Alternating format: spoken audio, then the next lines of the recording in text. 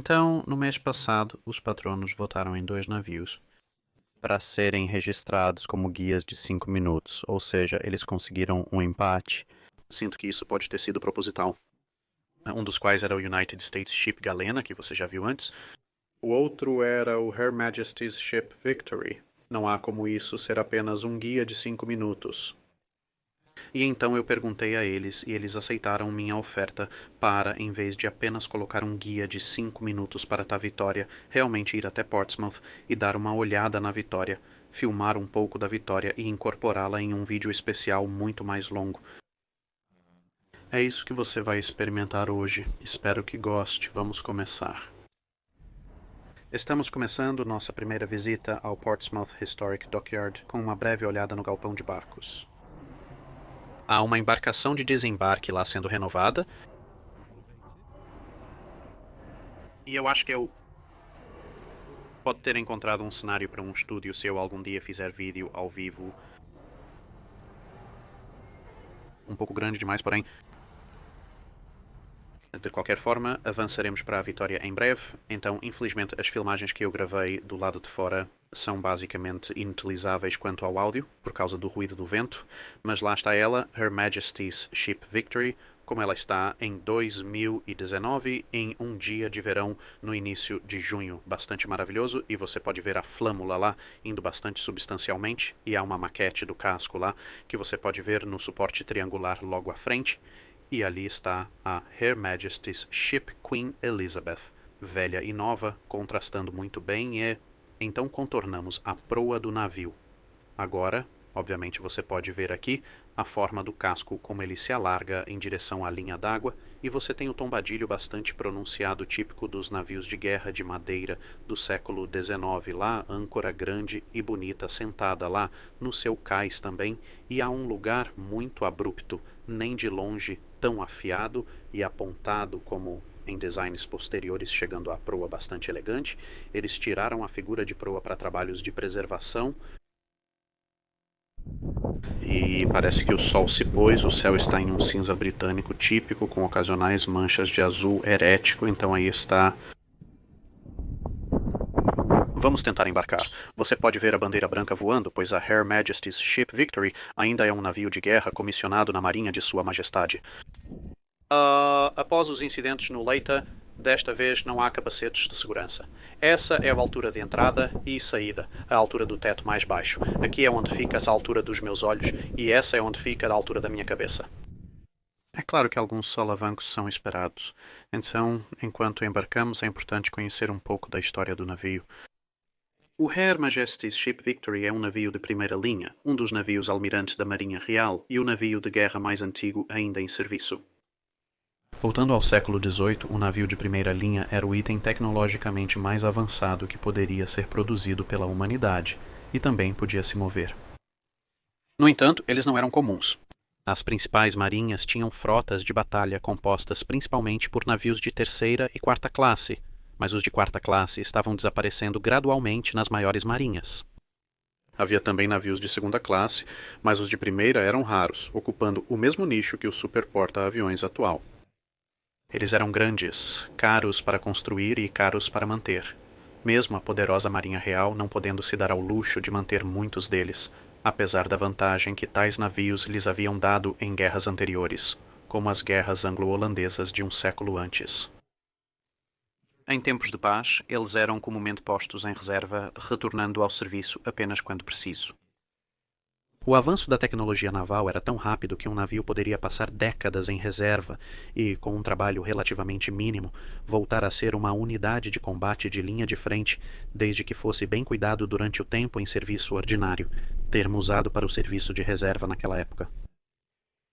Isso significava que os navios de primeira linha poderiam durar décadas, necessitando de substituição relativamente rara, especialmente nas mãos da Marinha Real, que, exceto por alguns holandeses irritantes ocasionalmente, era muito boa em manter suas primeiras taxas, complementadas às vezes por doações úteis em ação de marinhas estrangeiras, geralmente os franceses.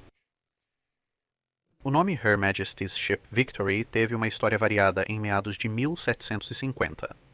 A era da Guerra Anglo-Holandesa teve um segundo navio com esse nome lançado em 1620 que durou 70 anos antes de ser desmontado. O Her Majesty's Ship Royal James, um navio de 100 canhões, assumiu o nome em 1691 para manter a continuidade. O navio durou 46 anos desde a construção, antes de ser acidentalmente queimado em 1721, o destino de muitos grandes navios capitais na Era da Vela.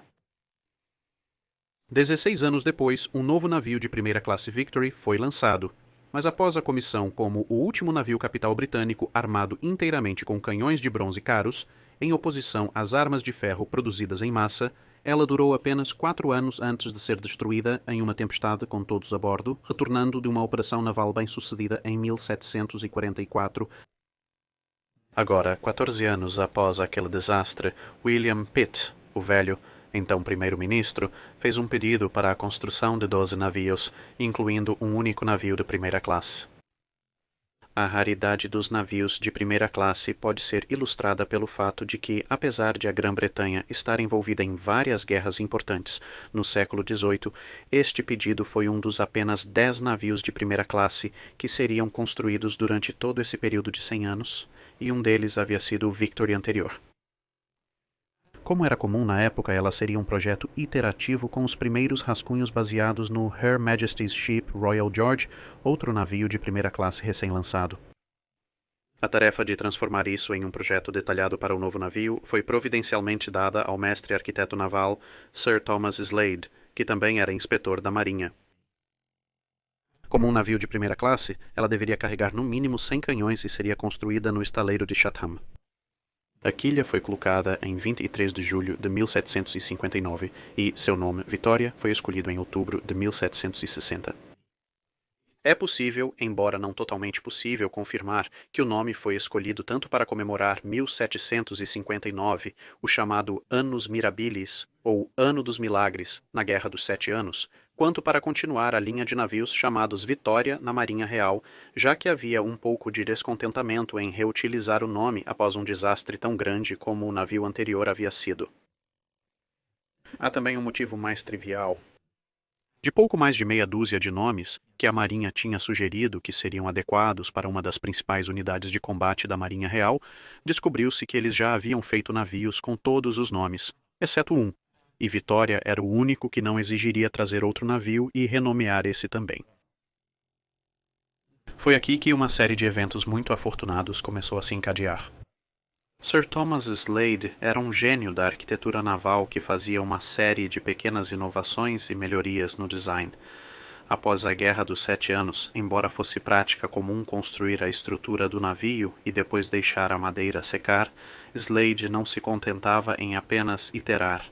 Durante a primavera e o verão, a súbita desaceleração na construção fez com que a Victory permanecesse coberta e secando por quase 3 anos, aumentando significativamente a resistência de sua estrutura básica. Ela finalmente estava pronta para partir em maio de 1765 com uns R$ 63.176,03. Agora, isso pode não parecer muito hoje, e de fato, um simples calculador de inflação sugeriria que isso é equivalente a 8 a 11 milhões no dinheiro de hoje, mas em termos de custo econômico real para o país, uma estimativa mais verdadeira do impacto nas finanças nacionais, ou o que você pode considerar poder de compra, seria algo na ordem de pouco mais de 1 bilhão de libras. Isso não quer dizer que o lançamento, ou mais precisamente a saída do dique seco, ocorreu sem problemas.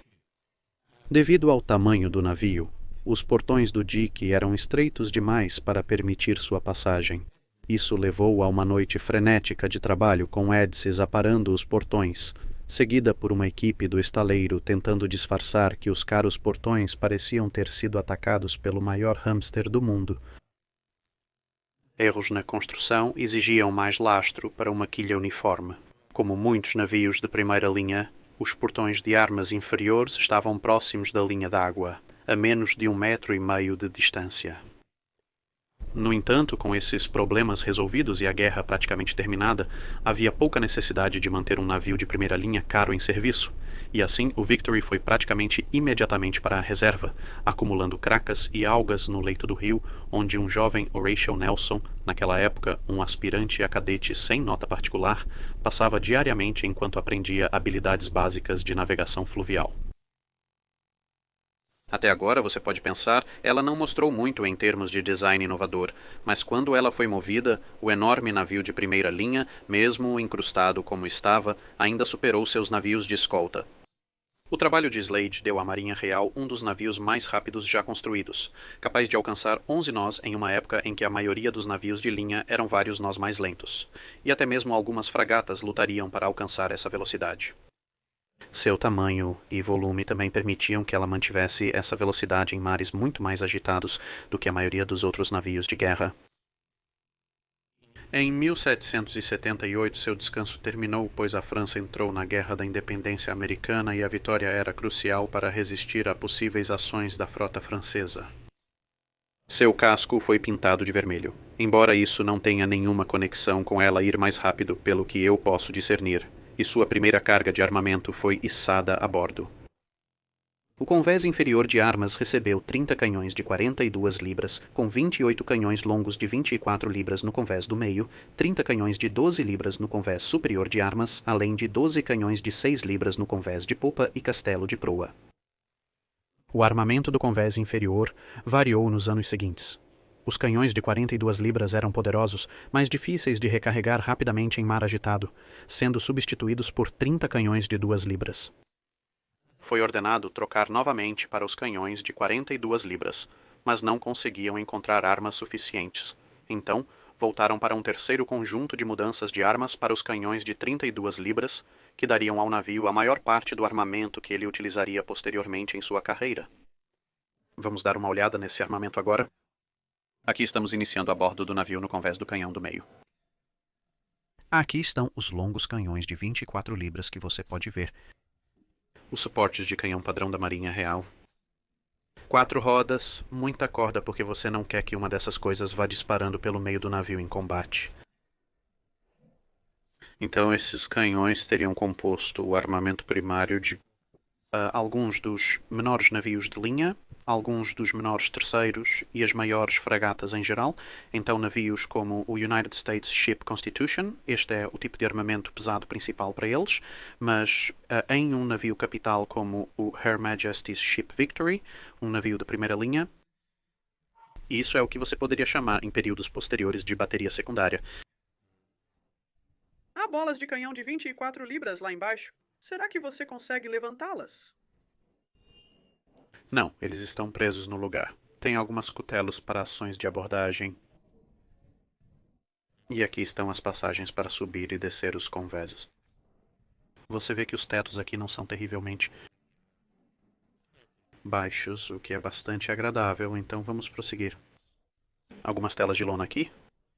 E aqui está algum do equipamento de artilharia, então você tem sua vara de ariete para empurrar a bola de canhão, e estopa, você tem seu verme de parafuso, isso é para tirar pedaços de estopa que podem estar presos na arma, depois de dispará-lo, e uma grande esponja aqui para compactar e esponjar muitos dos pedaços ardentes de estopa, e qualquer pólvora não gasta.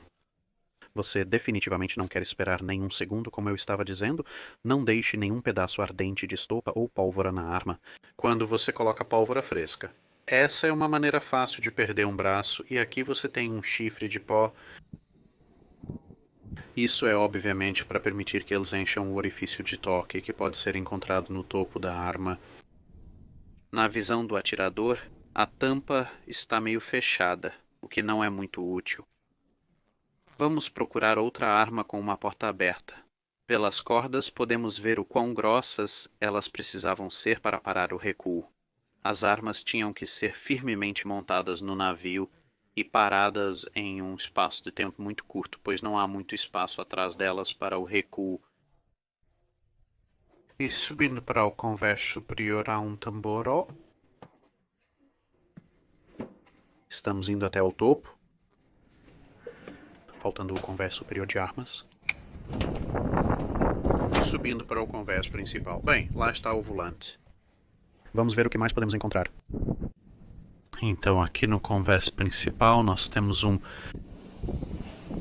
pequeno conjunto de canhões de ambos os lados. Apenas 6 deles ali. Complementando o poder de fogo do navio com armas mais leves. E lá no topo, tristemente, não nos é permitido,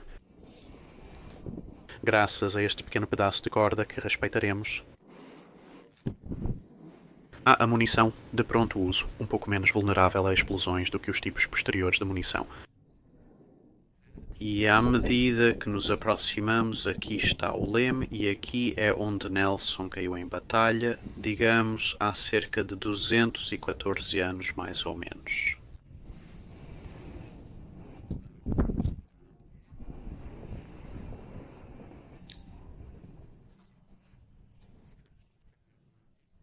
Aqui está o navio.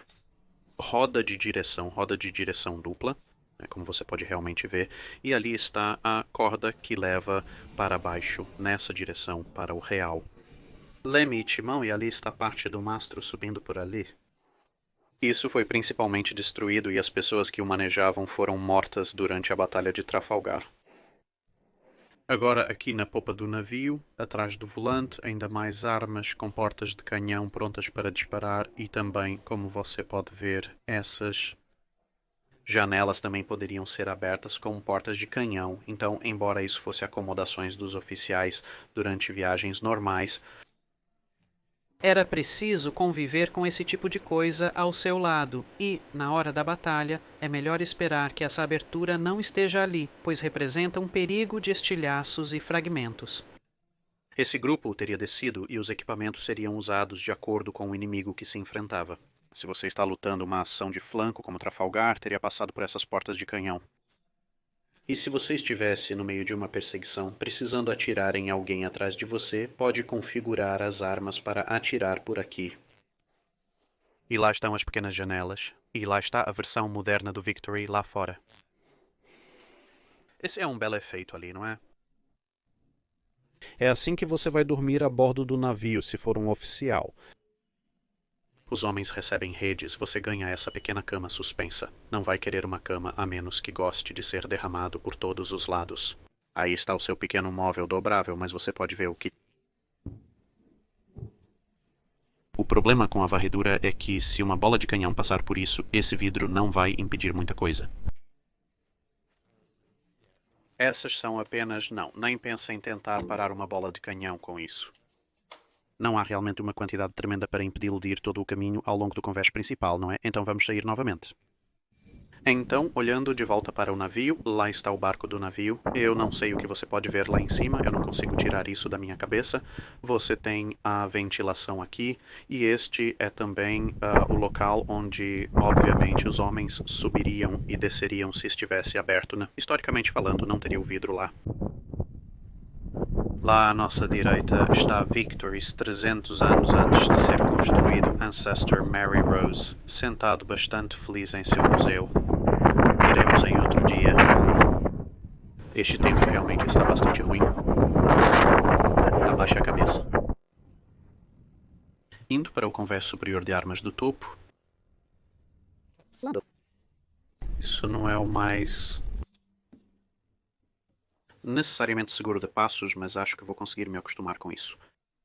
Infelizmente, o vento estava soprando tão forte pelas escotilhas que o áudio ficou praticamente inutilizável. Ali você vê as redes usadas pela tripulação. Estamos no convés superior de armas, passando pelos canhões de 12 libras que compõem o que efetivamente é a bateria terciária do navio, mas seria o armamento primário de fragatas leves, digamos de sexta categoria, e a bateria secundária nas fragatas pesadas e em pequenos navios de linha, esses longos canhões de 12 libras bem aqui.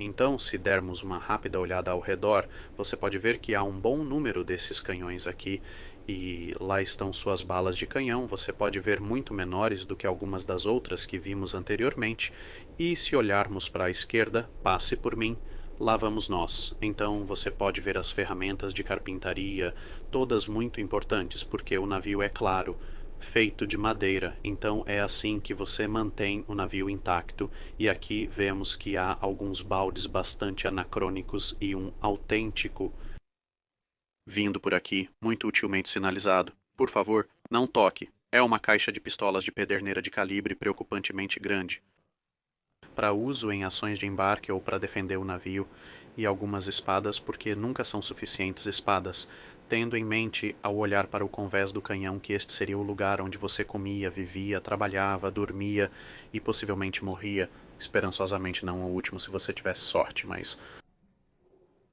é um grande espaço agradável, bem além da parte do teto. É um grande espaço agradável se você é apenas uma ou duas pessoas andando por aí, mas eu não gostaria necessariamente de viver aqui com várias centenas de outras pessoas e há algumas mosquetes e baionetas. Claro, não pode ir a lugar nenhum sem sua baioneta em caixas.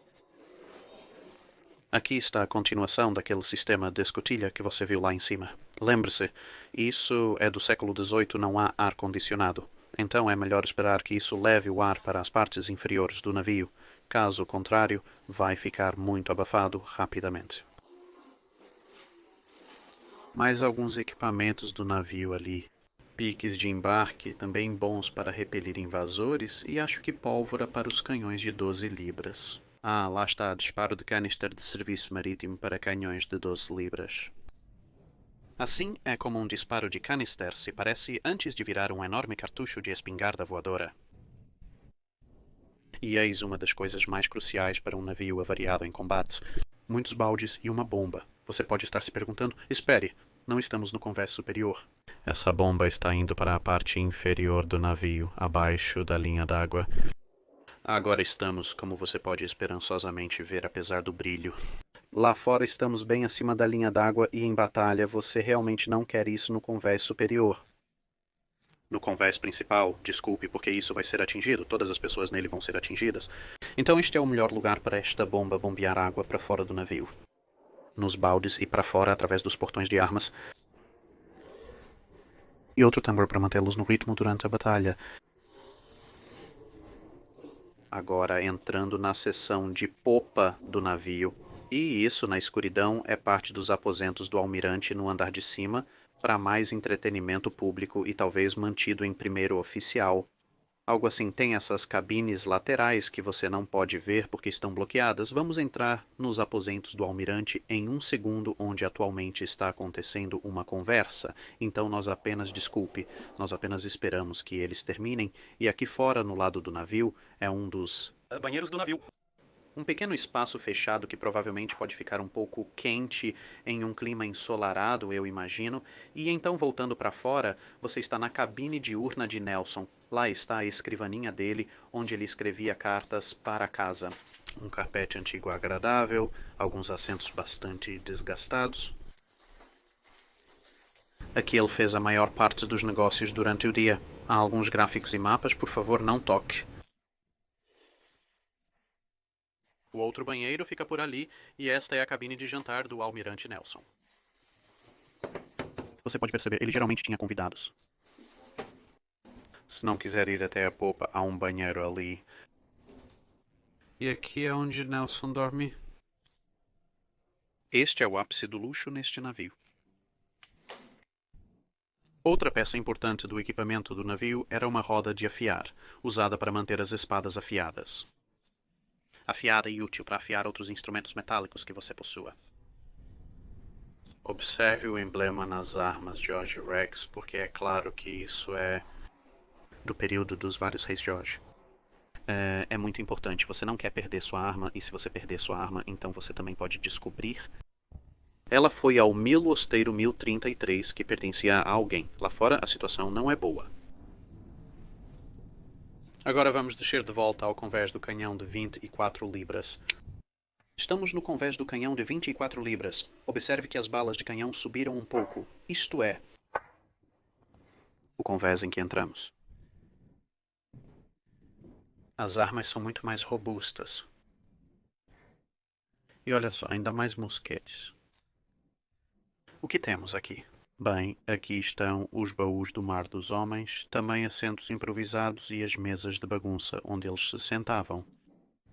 Obviamente, muitas coisas feitas de madeira e metal de chifre, obviamente, não tendem a durar muito tempo no mar quando estão em porções finas, como você pode encontrar no lado de uma caneca ou em um prato. Você verá essas coisas um pouco mais duráveis. E aqui temos The Kitchen. Apesar das piadas sobre a culinária inglesa, eles buscavam conservar os alimentos frescos o máximo possível, mesmo que não durassem muito. Tem o infame hardtack. Isso vai... Mantenha-o nutrido e, se o pior acontecer em uma ação de embarque, você terá uma arma de combate corpo a corpo improvisada também.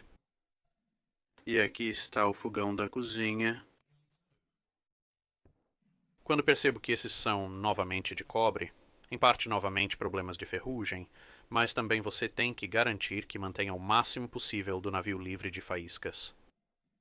Com tanta pólvora por perto, o uso de cobre, que não produz faíscas como o ferro ou o aço, é ideal, mas algumas dessas coisas têm que ser assim, pois você não pode enfiar uma longa haste de cobre nisso e esperar que ela permaneça intacta por muito tempo.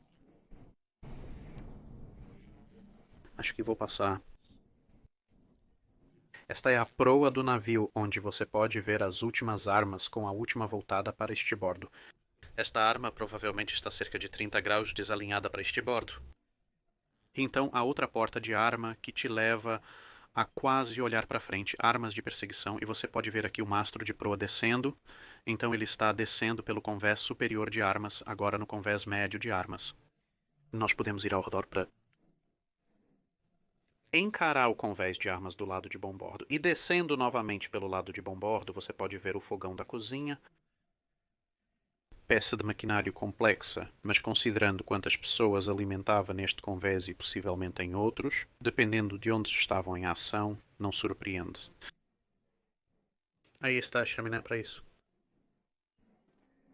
Então agora vamos prosseguir para o convés inferior do canhão, e é aqui que as coisas ficam realmente interessantes, e as balas de canhão aumentaram de tamanho novamente. É bastante escuro aqui, embora novamente não tão grande quanto os de 64 libras, ou os de 68 libras, os carronados. De qualquer maneira, aqui estão as redes.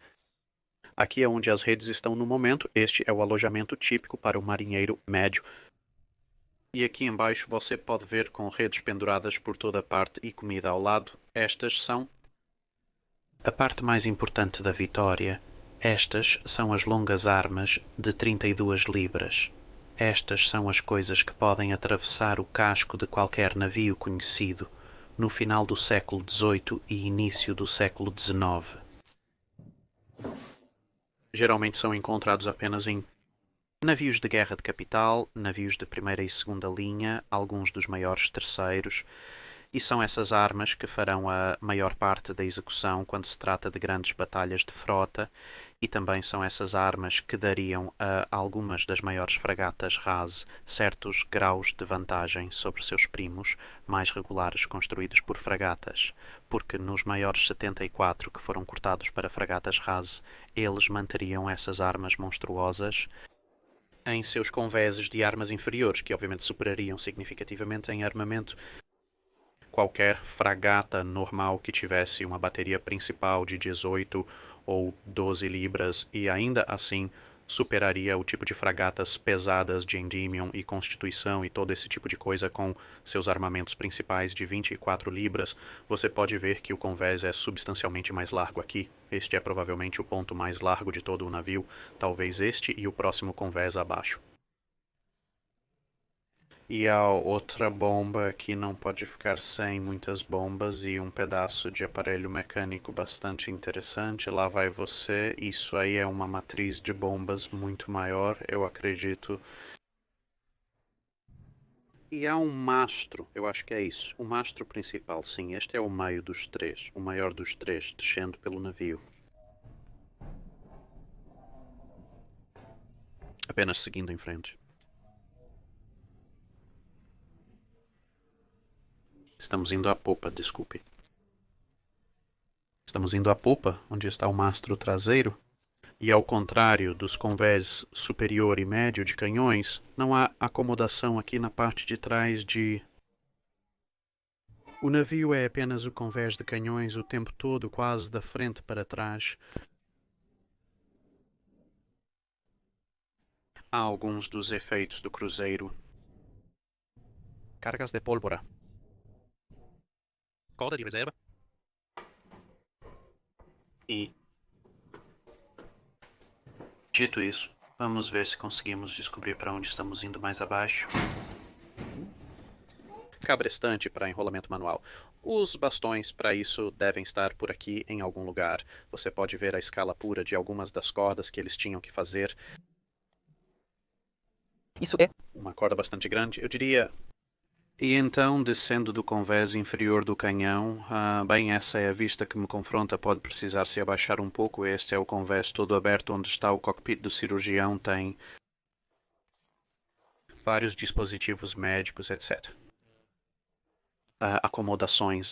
Isso está abaixo da linha d'água por razões óbvias. Você não quer acabar tendo que lutar em uma batalha e depois ter sua própria sessão médica explodida enquanto está recebendo um tratamento. Então, todas as vítimas são levadas para o convés inferior. Então, Nelson foi levado por todos os convéses de armas até este nível. Obviamente, isso não faz parte da sessão do convés médico. Esta é a armazenagem de queijo.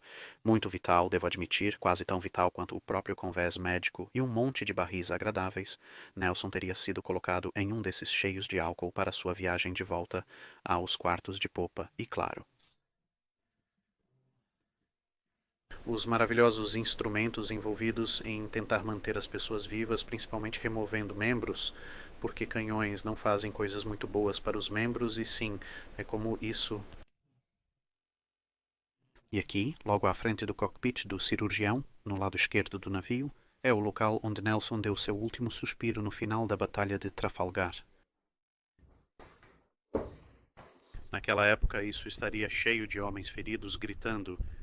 Bastante escuro, não exatamente o lugar mais agradável para morrer, mas relativamente silencioso, apesar de, obviamente, os próprios homens.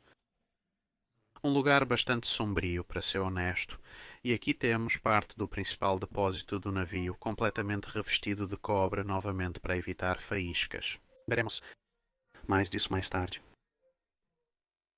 Está completamente escuro aqui embaixo, pois não há vigias abaixo da linha d'água, mas é possível ver parte da enorme estrutura de madeira do navio e as tiras de ferro que ajudavam a manter tudo unido, pois a madeira sozinha não seria capaz de fazer isso. Mas estas são vigas de madeira extremamente grossas, projetadas para aguentar o peso do navio. Aí. 2 células cerebrais a menos e um ninho de cabos bastante impressionante lá embaixo. Isso é ainda maior. Cada fio naquele grande cabo é tão grande quanto o cabo inteiro que eu segurei mais cedo. Isso é um substancial antigo. Aqui estamos na frente do navio, ainda no convés Orlop, na loja do Bozum. Então você vê que a corda de reserva é mantida aqui. Equipamento de reserva, polhas, machados e machadinhas, todos muito importantes, porque muitas dessas coisas seriam danificadas ou destruídas em combate, então é sempre importante ter substituições. Escalas variáveis. E as escalas variáveis humanas são abordadas. Este é realmente um dos avanços que a Marinha Real fez durante este período. Primeira linha de produção que poderia produzir produtos uniformes para isso, porque há muitos desses que entram na composição de um equipamento de navio, e o único problema com a escultura manual de todos eles é que um leva para sempre e dois são todos muito ligeiramente diferentes, né? O que pode levar a todos os tipos de problemas interessantes, mas digamos que a Marinha Real conseguindo informar uma linha de produção em massa para essas coisas poderia garantir que todos são do mesmo tamanho e forma para uma determinada categoria e, portanto, intercambiáveis, o que é muito, muito útil. Especialistas estudam logística. Prosseguindo, há mais corda adiante. Mais armazenamento, eu juro que minhas costas vão me matar depois disso. Ainda mais espadas e um monte de mosquetes de padrão naval. Um pouco mais curtas, essas aqui, como você pode ver, elas não são tão altas quanto eu. Na verdade, provavelmente têm a altura de ombro, sem as baionetas acopladas. Sim, então é aqui que eles estavam trabalhando mais nas lojas do contramestre, né? Um lugarzinho muito agradável aqui, tem o mastro completo descendo por ali. É muito silencioso, enganosamente silencioso, especialmente considerando o tempo lá em cima. Aqui é a loja do carpinteiro. Ferramentas do carpinteiro, cunhas muito importantes, martelos. Outro avental, alguns bits e peças em reparo, como você pode ver. Bolas. Eu provavelmente retirei coisas para carro quente, porque você pode ver que todos os decks são vedados e duros, mantém-nos à prova d'água e olha outro perigo para as células cerebrais. Vamos nos abaixar e ver se podemos ir ainda mais para baixo. Agora estamos nas entranhas do navio. Você pode ver as madeiras suportando o casco externo.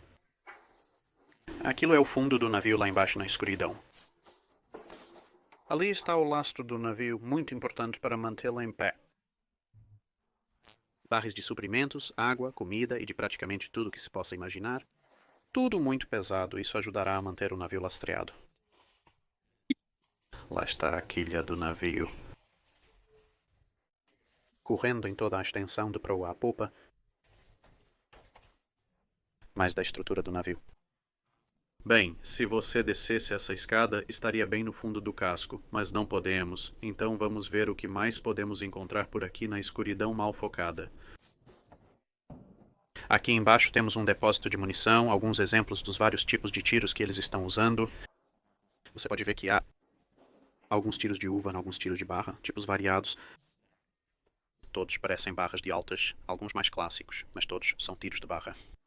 Há tiros de corrente com divisões visíveis e alguns tiros redondos clássicos armazenados aqui. O motivo disso é porque isso faz parte do depósito do navio que veremos em um minuto. Não é fotografia com flash que é proibida, ou não é fotografia labial. Há alguns tiros um pouco mais focados do lastro, as lojas, a base do navio, lá está a quilha. Vamos ver o que mais podemos ver. Oh, olha, mais corda, que surpresa. E aqui você pode ver uma forma de subdivisão interna. Quero dizer, não é a antepara mais espessa do mundo, tem buracos nela, mas existem escotilhas para isso, mas é uma forma de integridade à prova d'água. O que significa que se o navio começar a inundar, não vai ficar completamente inundado através de uma única brecha no porão. Esta parte do navio está um pouco mais vazia, onde eles retiraram o lastro para fins de ventilação, e então temos a quilha continuando a percorrer o comprimento do navio. E é isso, saindo pelo lado do navio, emergindo debaixo d'água. Perdi mais células cerebrais em decks de filmagens perdidas. Todas essas doem. Acontece que minha cabeça não é tão bem protegida quanto as vigas estruturais de um navio de primeira linha, quem diria. O novo suporte está sendo instalado para apoiar todo o navio. Este é claramente um dos buracos de ventilação convertido em entrada para a loja de presentes. E é uma vista bem agradável. Subindo o lado do navio ali, eu acho. Indo a bordo. Acontece que as revistas estão em reforma, então terei que descrevê-las separadamente, talvez com algumas fotos anteriores. E agora que você já passou pelo navio, vamos voltar a alguma história da operação do navio. Então, se você conseguir lembrar de cerca de meia hora atrás, o navio acabou de entrar em serviço ativo e como o navio principal do Almirante Keppel, pouco menos de 30 navios britânicos da linha avistariam e enfrentariam uma força francesa aproximadamente equivalente no 23º de julho de 1778, cerca de 100 milhas a oeste de Ushant. Os franceses queriam evitar a batalha e eles tinham o medidor do tempo, que na era dos termos de vela significa que o vento está atrás de você em relação ao inimigo. Isso permite pressioná-los livremente, enquanto eles precisam lutar contra o vento para se aproximarem. Mas a frota britânica estava entre eles e seu porto de origem, e então, após muito vento, chuva e manobras, a batalha se tornou inevitável. No entanto, os franceses conseguiram uma passagem oposta na coluna britânica antes de buscar segurança, com a vitória envolvendo a primeira classe Britânia de 110 armas e a segunda classe Ville de Paris de 90 armas. A batalha, portanto, foi um tanto inconclusiva devido à única passagem de tiros. Em 1780, a Vitória foi revestida em cobre, permitindo que mantivesse suas excelentes capacidades de navegação por muito mais tempo do que o normal. Ela retornou ao mar com mais 11 navios de linha e 6 escoltas rapidamente. Desta vez, o alvo era um comboio mercante francês, mas ao encontrá-lo, descobriram uma grande força de cerca de 20 navios de linha franceses protegendo-o.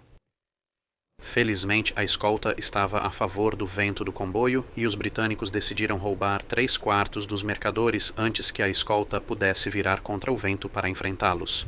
Então, fugiram com os prêmios, deixando o restante do comboio para um vendaval crescente. Isso teve um efeito cascata significativo, pois o comboio e muitos da escolta estavam indo para o Caribe. Com a maioria dessa força dispersa ou capturada, apenas uma pequena parte chegou ao destino, deixando os franceses em desvantagem de 36-33 na Batalha dos Santos, onde o almirante Rodney capturaria 4 deles, destruiria outro e danificaria seriamente o resto, acabando com as ambições francesas no Caribe, pelo menos por enquanto. Em 1782, algumas atualizações eram necessárias. Os canhões de 6 libras no convés superior foram substituídos por canhões de 12 libras e, posteriormente, também adquiriram um par de carronadas de 68 libras para o armamento de proa. Irritantemente, a Marinha Real não conta as carronadas de curto alcance ao listar o total de canhões do navio, o que significa que neste período a classificação de canhões para os navios de guerra da Marinha Real é frequentemente enganosa, incluindo apenas os canhões de longo alcance. Agora, estes podem ser encontrados no convés superior ao lado do sino do navio. Mais uma vez, os Windnoyers tornam isso totalmente horrível. Ao contrário do sino do Leita, eles amarraram este no lugar, então você não pode tocá-lo. Mas se você for até a proa, este bordo do convés, você pode ver aqui a complexidade do equipamento envolvido. Isto é apenas parte do equipamento. Lembre-se que isso está apenas segurando o mastro 4, os mastros superiores, e muitas velas e linhas ainda não estão no lugar.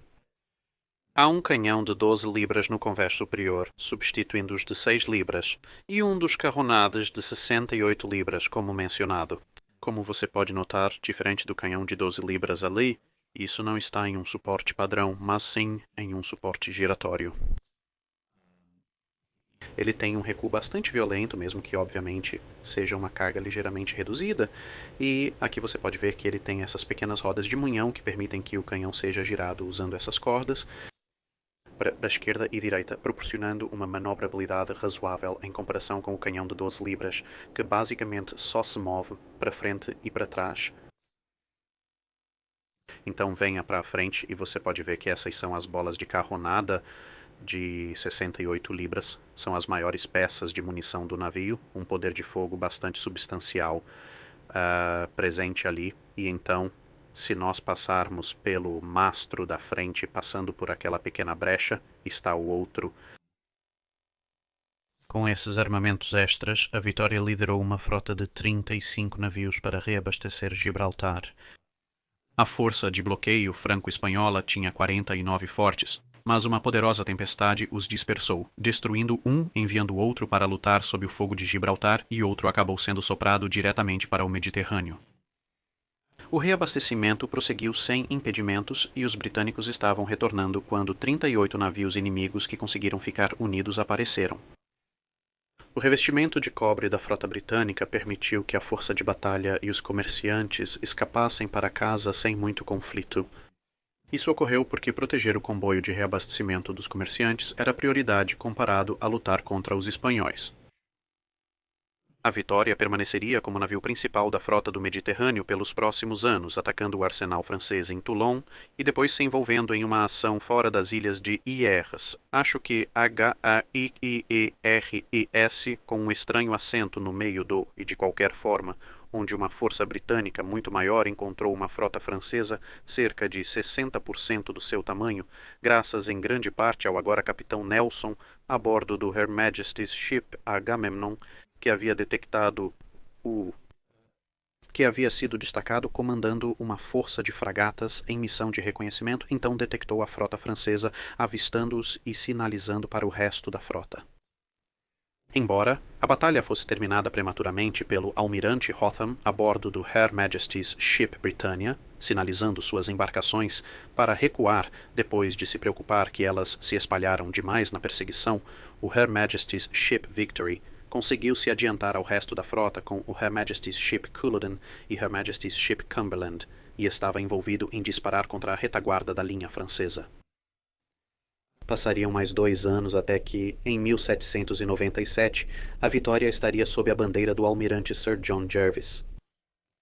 Devido a contratempos em 1796, os britânicos foram forçados a se retirar do Mediterrâneo.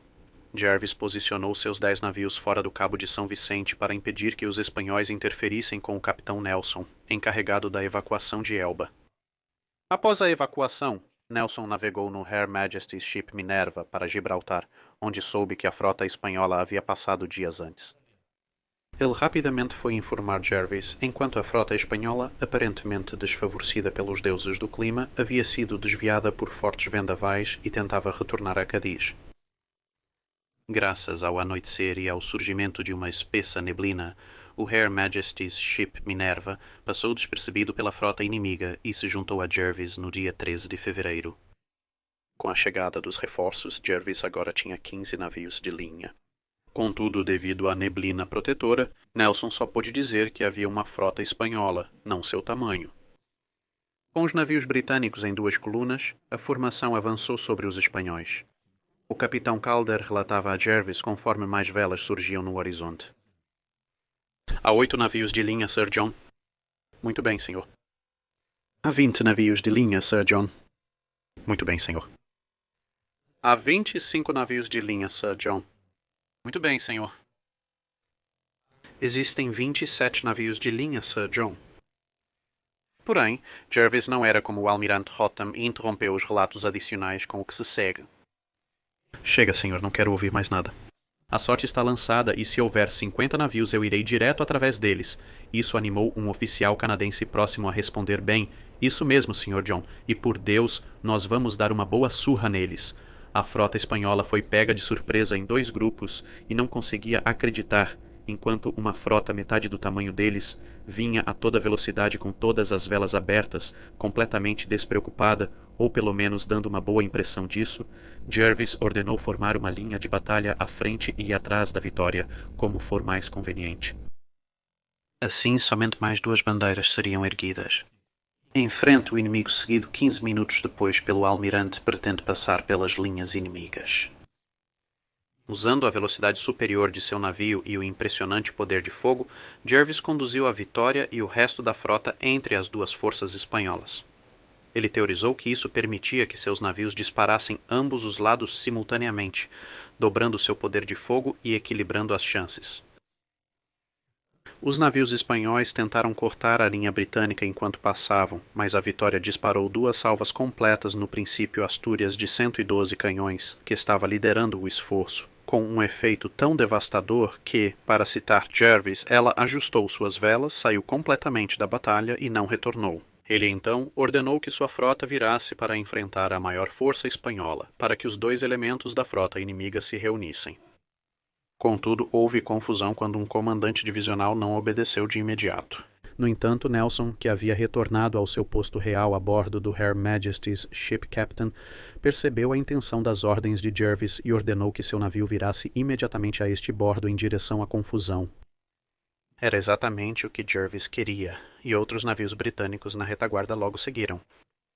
Enquanto Nelson capturava quase sozinho 2 navios espanhóis da primeira linha, o Salvador del Mundo de 112 canhões era confrontado pelos pequenos navios de terceira linha Diadem e Excellent. Quando os oficiais do Salvador del Mundo avistaram a Victory se aproximando em uma posição de varredura, com um brilho no olho de Jervis e uma risada maníaca nos lábios dos artilheiros da Carinade, o navio espanhol decidiu que era um bom momento para encerrar o dia e se rendeu prontamente.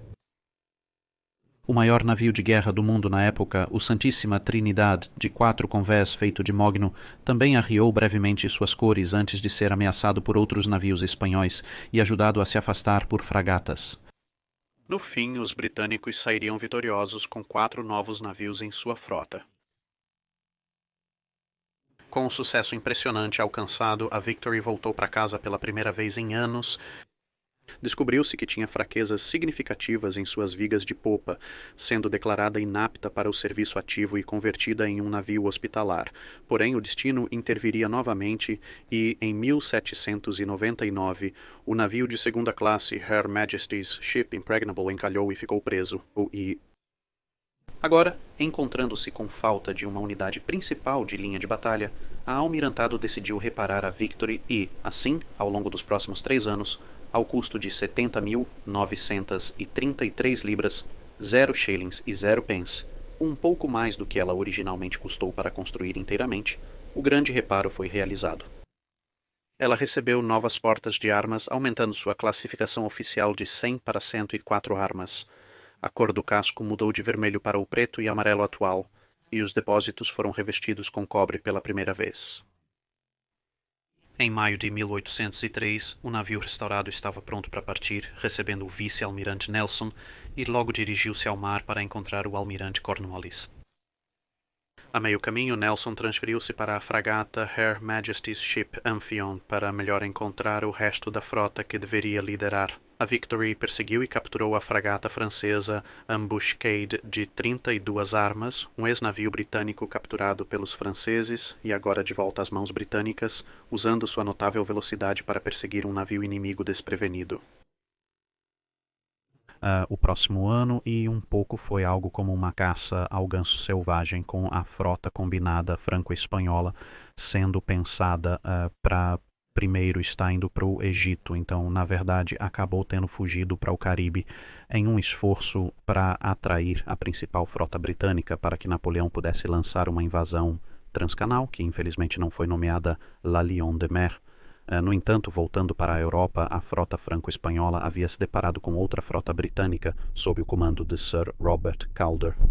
E embora a Batalha de Cabo Finisterre fosse indecisa, em parte graças à névoa e em parte a Calder não estar tão disposto a se envolver contra as probabilidades como Jervis tinha sido, serviu para desviar a frota inimiga de seu curso de tal forma que eles acabariam em Cádiz em vez da costa do canal, com um grito especial nessa batalha para o Her Majesty's Ship Malta por enfrentar 5 navios capitais inimigos de uma vez e forçar 2 deles a se renderem. A Victory, após uma breve desvio para a Inglaterra, se juntaria e fortaleceria as forças britânicas fora de Cádiz, com um total de 27 navios de linha para enfrentar 33 embarcações francesas e espanholas. A Batalha de Trafalgar terá seu próprio vídeo detalhado futuramente, então não aprofundaremos aqui.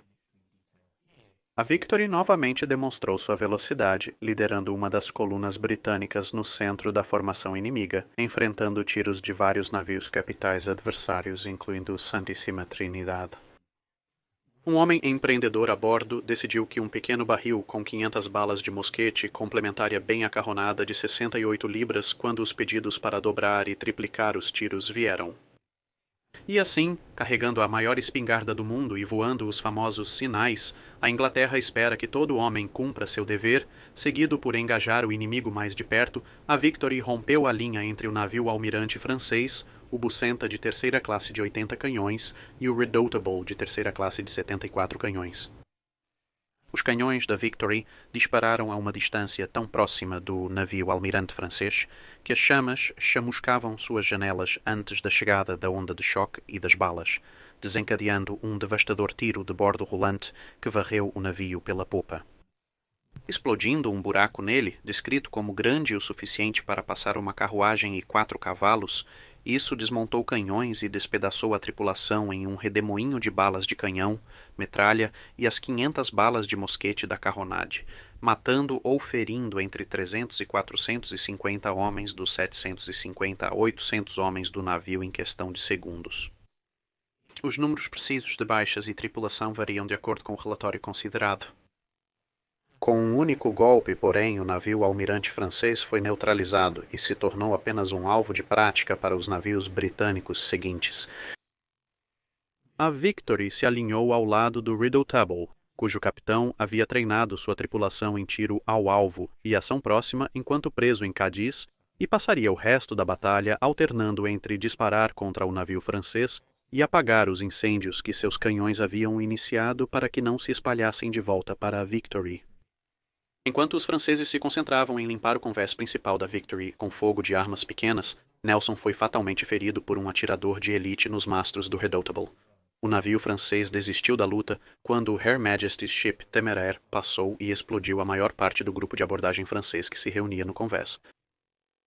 Tendo efetivamente enfrentado uma boa parte da frota inimiga no caminho e sido exposta a mais fogo de navios inimigos enquanto estava presa com o Redoutable, a Victory estava seriamente danificada e não conseguia se mover sob sua própria vela, pois eram mais uma interessante coleção de buracos unidos com um pedaço de lona do que qualquer outra coisa. O Her Majesty's Ship Neptune rebocaria o navio até Gibraltar para reparos antes de levar o corpo preservado de Nelson de volta à Inglaterra para um funeral de estado. Após essa surra, o navio de 40 anos foi considerado muito velho e danificado para ser reparado novamente ao status de primeira classe. 2 dos canhões de 32 libras do convés inferior foram removidos, e os canhões de 24 libras do convés de armas do meio foram substituídos por canhões de 18 libras, com o navio movido para a classificação de segunda classe. Em 1810, ela servia como navio de tropas, e em 1812 era um depósito flutuante e navio-prisão. No entanto, em 1814, ela recebeu reparos maiores, incluindo o uso do reforço de ferro que você viu anteriormente nos vídeos para fortalecer algumas madeiras, e, em 1817, ela estava de volta como um navio de primeira linha. Porém, 5 anos depois, em 1822, o surgimento de novos navios de primeira linha, a classe Caledônia, ironicamente baseados no excelente design da Victory, a relegou a um navio de guarda e navio almirante para o almirante do porto em Portsmouth. Em 1831, com a escassez de madeiras para grandes navios, a Marinha queria desmontar o navio e reutilizar suas estruturas bem conservadas em outras embarcações. Após grande protesto público, o plano foi descartado e ela foi deixada ancorada, aberta para visitação. Ela foi deixada para se deteriorar sem reparos, até que, na década de 1880, o futuro Duque de Somerset notou que nunca um navio tão apodrecido içou a bandeira. Eu poderia atravessar os lados dela com minha bengala em vários pontos. Em 1887, ela começou a vazar e precisou de um grande esforço de emergência para evitar que afundasse em sua âncora. Isso levou a Marinha a começar a reservar dinheiro para manutenção, e de 1889 a 1904, a Vitória também foi usada como uma escola naval de telegrafia.